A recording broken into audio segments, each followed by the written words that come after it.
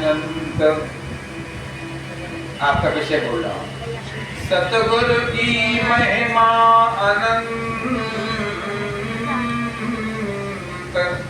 और अनंत किया उपकार।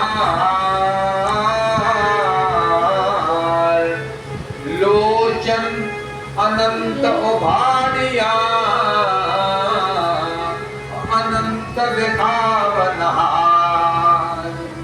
सतगुरु की महिमा अनंत।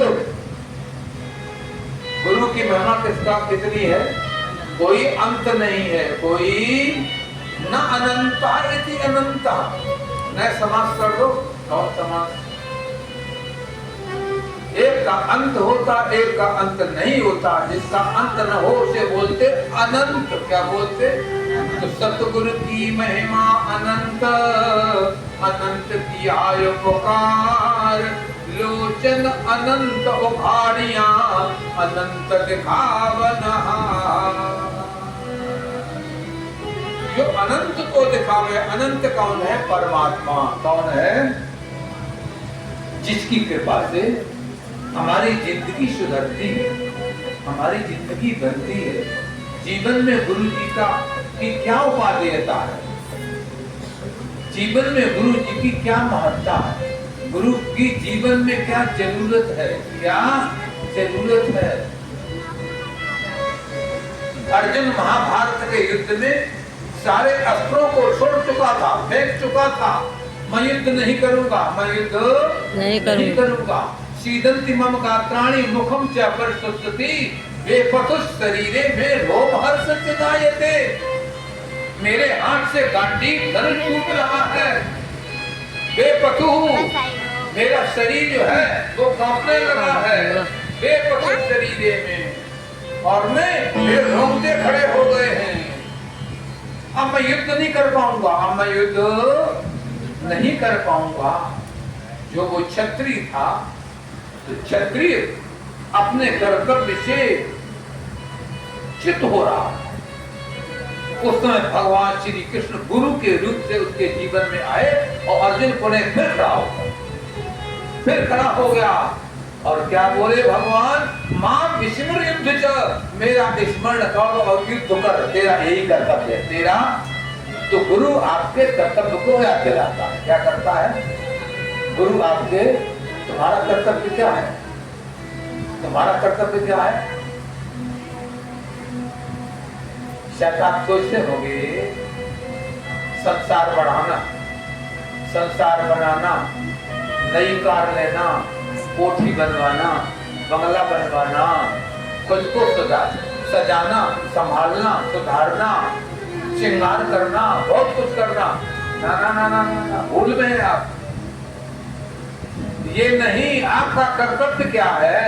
आपका कर्तव्य है कि जहां से आप चले थे वहीं पहुंचो। आपको मालूम होना चाहिए ये जो वर्षा होती है, गंगा नहा के आए ना, हल्की पैड़ी गोता मारे, उसी जल में गोता मार के आए। ये जल बोलो कहां से आया? आप कहेंगे महाराज ये तो जल गंगोत्री से आया। दो फालतू। आप कहेंगे और फिर कहां से आया? आप बोलोगे गौमुख से आया। और गौमुख से भी आगे कहां से आया? तो बोले इसको बोलो पहाड़ है वहां से आया। तो पहाड़ों पे कहां से आया? हिमालय पर्वत। पहाड़ों पे कहां से आया? कहा पहाड़ों पर बादलों ने बरसाया। बादलों ने बरसाया। बादल कहां से लाए? बादल कहां से लाए? कहा बादल में सागर से जल भरा। किससे जल भरा? सागर से। और लेकर के कहां बरसाया? पहाड़ों पर। कहां बरसाया? और वो गंगा भर करके बहता बहता हरिद्वार आया और सारे के सारे भगत गुरु पूजा करने आए और उन्होंने गोता मारा, हर हर गंगे हर हर। किसी भगत के अंदर कल्पना पैदा हो गई कि भाई ये जल कहां से आया, कहां जा रहा है, कहां से आया, कहां जा रहा है, और ये कब तक जाता रहेगा, कब तक चलता रहेगा। तो ये जल तब तक चलता रहेगा जब तक ये गंगा सागर में नहीं मिल जाएगा। कहां नहीं मिल जाएगा? जब तक गंगा सागर में नहीं मिल पाएगी तब तक वो चलता ही रहेगा, चलता ही रहेगा, चलता ही रहेगा। तो आपका कर्तव्य जैसे उस गंगा का कर्तव्य है सागर में मिलना, वैसे ही तुम जीव हो। तुम क्या हो? जीव हो। इस जीव का कर्तव्य है कि कहाँ मिले? ईश्वर में। कहाँ मिले? क्यों? कि ईश्वर अंश जीव अविनाशी चेतन अमल सहज। गाऊंगा नहीं, क्या हो जाएगा? इच्छा हो रही है, ढोलक बजा बजवा दो। हर हर महा बेईमानी हो जाएगी। 10 मिनट गुरु जी का अपना राज्य है, बोले 30 मिनट। हर हर महादेव, हर हर महादेव। तो कुछ समझ में आया क्या? क्या समझ में आया? ईश्वर और उसका अंश, ईश्वर और गंगा, सागर और सागर का अंश। सागर का अंश क्या है? बादलों में भरा हुआ पानी, वो क्या है? सागर का अंश। और सागर क्या है? निधि। क्या है? जहां अथाह जल, कोई कमी नहीं। तो जब ये गंगा अंश सागर में मिल जाता है तो अपने स्वरूप को प्राप्त कर लेता है। क्या कर लेता है? स्वरूप को प्राप्त कर लेता है। तो गुरु जी का काम यही है, जैसे गंगा मैया सागर में मिलकर के पूर्ण हो जाती है, वैसे ये जीव ब्रह्म में, ईश्वर में मिलकर के पूर्ण हो जाता है। क्या हो जाता है? हम नहीं कह रहे हैं, गोस्वामी जी लिख रहे हैं। क्या लिख रहे हैं? चलो जी सफाई बोलो। ईश्वर सजीव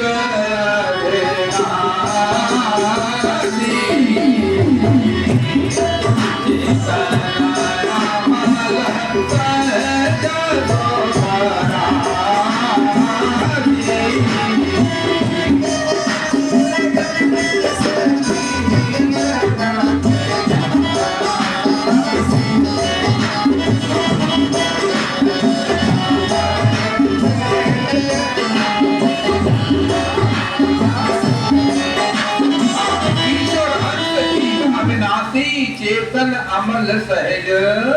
तुम क्या हो? तुम रोने वाले नहीं हो, कल्पने वाले नहीं हो, दुखी होने वाले नहीं हो। क्यों? कि ईश्वर अंश, ईश्वर कभी कल्पता नहीं है, रोता नहीं है, दुखी नहीं होता है। तो उसके जो अंश है वो भी क्यों दुखी हो? वो इसलिए दुखी है कि उसने उसके स्वरूप को प्राप्त नहीं किया। जैसे आप समुद्र में नहा रहे हैं, नहाने के बाद आपने सोचा लाओ सूर्य भगवान को अर्घ दे दें। आपने अंजलि में यूं जल भरा और जल भर करके सागर में खड़े हो गए। ऐसे जल के भर खड़े हुए हो और एक बूंद लटका है, गाय का, पानी का लटका है ना। क्या बोलते हैं उसको? बिंदु। क्या बोलते हैं? बिंदु। और आपके देखते देखते वो बिंदु गिरा, धड़ाम से कहाँ मिल गया? सागर में। नाम का पड़ गया सिंधु। क्या नाम पड़ गया?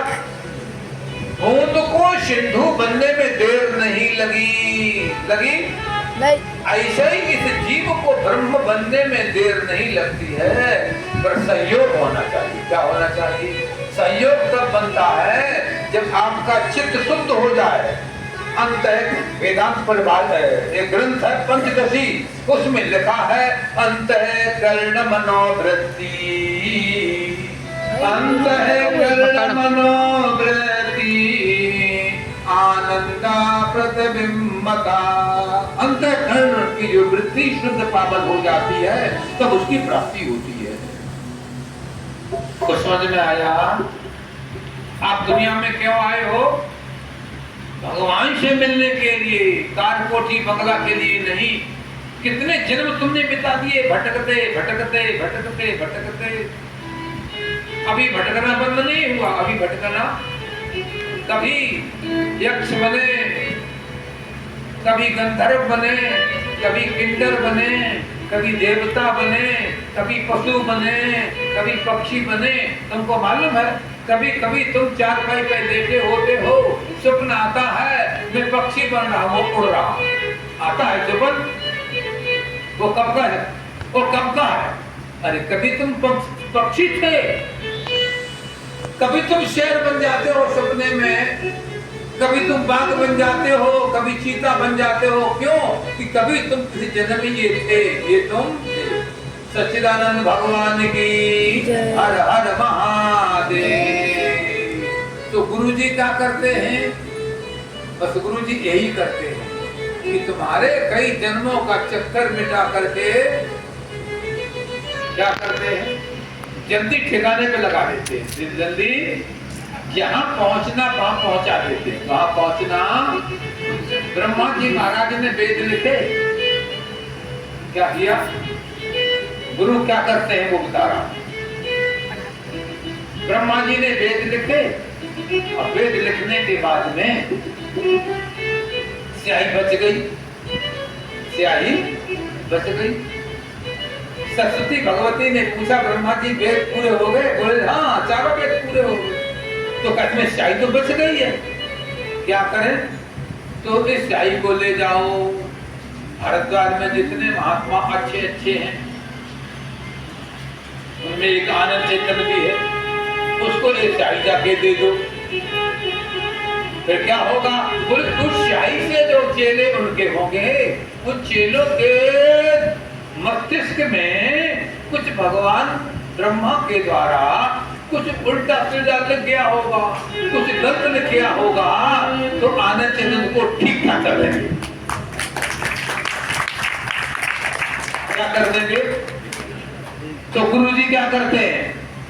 ब्रह्मा के बिगड़े लेखों को सुधार देते। क्या करते हैं? गुरु जी का ये काम है। और गुरु जी का क्या काम है? जैसे कोई कपड़ा बीच से फट गया, कोई कपड़ा बीच से हट गया, तो आप क्या करते हैं? सुई धागा लिया और उसको सिल देते हैं। सिलने के पहले कितने थे? 2, और सुई धागा चलाया तो दोनों के कितने हो गए? आप भी 2 हुए पड़े हो। कितने हुए पड़े हो? जीव और ईश्वर, जीव और ब्रह्म और जीव। अब गुरु जी करते क्या है कि दोनों को क्या कर देते हैं? मिला देते हैं। क्या कर देते हैं? तो मिलाना गुरु जी का काम है, जोड़ना काम किसका है? गुरु जी का काम है। जैसे गंगा मैया सागर में मिल करके वहां सागर बन जाती है, क्या बन जाती है? ऐसी प्रकार से ये जीव ब्रह्म में मिल करके उस तत्व को प्राप्त कर लेता है। क्या कर लेता है? तत्व की प्राप्ति कर लेता है। तो मैं समझता हूं कितना बज गया है? 11:30 बज चुका है, 11:35 हो गया है। अब मैं समझता हूँ बात लंबी न की जाए और अब गुरुदेव भगवान की पूजा की जाए। तो पहले तो बस यही गुरु की महिमा है। क्या विषय था आज का? गुरु महिमा। क्या था?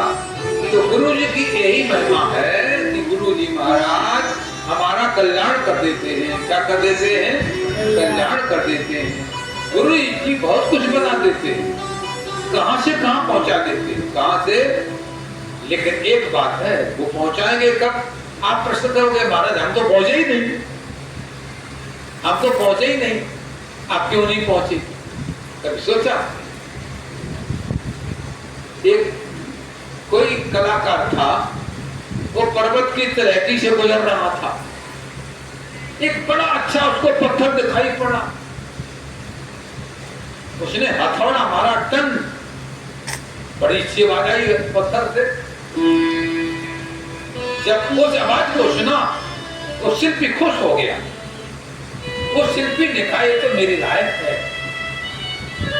जब उसने हथौड़ा निकाला और उसको गढ़ना शुरू किया, पहला हथौड़ा मार आया तो पत्थर चिल्लाया, दर्द हो रहा है। क्या बोला? दूसरा हथौड़ा फिर मारा तो बोला चोट लग रही है। तीसरा मारा, बोले मर जाऊंगा। क्या बोला? वो शिल्पी ने सोचा कि गढ़ने लायक नहीं है, गढ़ने लायक नहीं है, छोड़ दिया। क्या कर दिया? छोड़ दिया।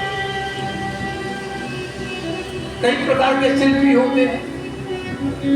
कई शिल्पी अधिकारी को जब देखते हैं कि उसके लायक नहीं है तो छोड़ देते हैं, और कई गुरुजी होते जबरदस्ती लगे रहते हैं।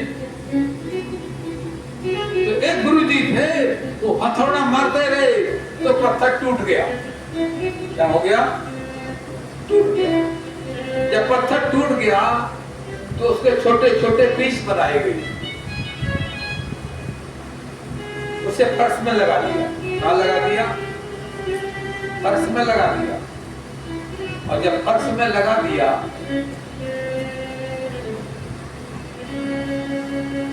अब उस पर, और एक पत्थर और बगल में था,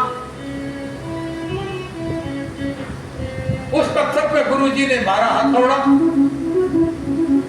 और बड़ी तेजी से मारा। वो दर्द सह गया। दर्द, गुरुजी ने सोचा ये तो पत्थर योग्य है, उससे भी अधिक तेज हथौड़ा मारा, कुछ नहीं बोला। फिर हथौड़ा मारा, फिर वो सह गया। सहता रहा, सहता रहा, सहता रहा। गुरुजी ने देखा बिल्कुल ये ठीक है।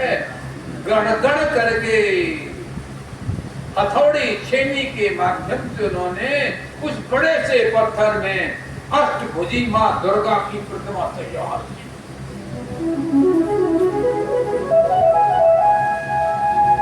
जब प्रतिमा बन करके तैयार हो गई, बिल्कुल तैयार हो गई, तो शिल्पी ने अपने झोले में छेनी हथौड़े डाले और चल पड़ा। आगे एक गांव था, नगर था, वहां पंचायत लगी थी। पूरे नगर के लोग इकट्ठे थे, सब कह रहे थे कि अपने गांव में मंदिर तो बहुत अच्छा बन गया, पर भाई मूर्ति आनी चाहिए, अच्छी मूर्ति आनी चाहिए, जो देखे तो आकर्षित कर ले भगत को। शिल्पी संयोग से पहुंचा उस पंचायत में, कहा भैया आपके बगल में तो मूर्ति है, ये जो पत्थर जो पहाड़ है ना, वहां मूर्ति है, चलो मैं आपको मिलाता हूँ। तो गए, वो मूर्ति उठा के लाए, उस मंदिर में रखवा दी गई। थोड़ी देर में एक व्यक्ति बोला का मूर्ति तो लग गई है, पर नारियल चढ़ाएंगे किस पे तोड़ोगे? दूसरा पत्थर भी चाहिए। वो शिल्पी बोला उसके बगल में पत्थर और बड़ा था, उसको उठवा के लाया गया और वो आंगन में पत्थर रख दिया गया। अंदर मंदिर है, आंगन में वो पत्थर रखवा दिया गया। अब जो भगत आता है नारियल लेकर के उसको धाम से मारते हैं उसके ऊपर और जाके मां को चढ़ा देते हैं। दूसरा भगत आता है, वो भी उसे पत्थर धाम से मारता है और जाके नारियल मां को चढ़ा देता है। सारे दिन, कई महीने, कई सालों सिलसिला चलता रहा। वो पत्थर रोता रहा, हाय मेरा सिर इसीलिए बना है, ये पत्थर तोड़ने के, नारियल तोड़ने के लिए। उससे रहा नहीं गया। एक दिन वो मंदिर में बनी मूर्ति से बोला, अरे हम दोनों तो एक ही पहाड़ के हैं और बगल में तू मेरे पड़ा था, मैं रोज देखता हूँ तेरे पैरों में लोगों के सिर होते हैं, तेरे, और कुछ टूट के टुकड़ा फर्श में लग गए थे, कुछ टुकड़ा टूट के फर्श में लग गए थे। वो फर्श वाला टुकड़ा बोला और जिसके सिर पे वो फूट रहे हैं नारियल, वो दोनों, वो भी बोला। फर्श वाला टुकड़ा बोला, अरे भैया तेरी रोज पूजा होती है, तेरे गले में रोज मालाएं पड़ती हैं। वो बोला मेरे सिर पे नारियल फूटते देख क्यों? तूने बड़ा शुभ कर्म कर दिया, तेरे को ऐसा क्यों और हमें ऐसा क्यों? वो बोला मेरे सिर पे लोग पैर पटकते हैं, वो बोला मेरे सिर पे लोग नारियल फोड़ते हैं, और तेरे चरणों में लोग सिर पटकते हैं, तेरे चरणों में ऐसा क्यों? उस पत्थर ने बड़ा प्यारा उत्तर दिया, ध्यान से सुनना, बड़ा अच्छा उत्तर दिया। और पत्थर बोला, अरे भैया तुम हमसे क्यों झगड़ रहे हो, हमसे क्यों लड़ रहे हो? ये सबसे पहले अवसर तुम दोनों को दिया गया था, हमारा नंबर तो बहुत बाद में आया। पहले तेरे पे मारा, फिर दूसरा मारा, तीसरे में तू टूट करके चकनाचूर हो गया। तेरे कितने टुकड़े हो गए? जब तेरे टुकड़े हो गए किसी काम का, उस काम का नहीं रहा ऊपर के लाए, तो तुझे फट में लगा दिया गया। और दूसरा बोला मेरे घर में क्यों डंडे टूटते हैं? तो कहा तेरे पे जब पहला पत्थर हथौड़ा मारा था तू बोला हाय चोट लग रही है, दूसरा मारा तो तू बोला दर्द हो रहा है, तीसरा बोला मर जाऊंगा, तो तुझे वहीं छोड़ दिया गया था। तीसरा नंबर मेरा आया, जब मेरे पर पत्थर हथौड़ा मारा तो मेरे भी दर्द हुआ, लेकिन मैं सहता रहा, लेकिन मैं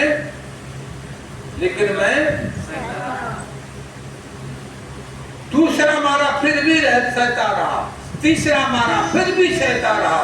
कितने हथौड़े बजे ममता जी,